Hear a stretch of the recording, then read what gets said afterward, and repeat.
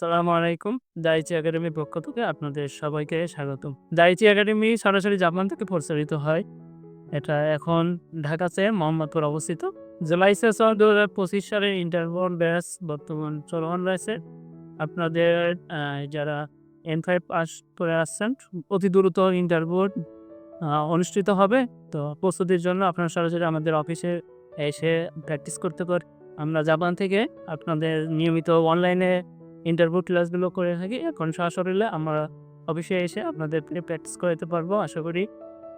তাই দ্রুত যারা আ N5 পাসকৃত স্টুডেন্ট আছেন, আপনারা অফিসে এসে আমাদের সাথে বিস্তারিত জানতে পারবেন।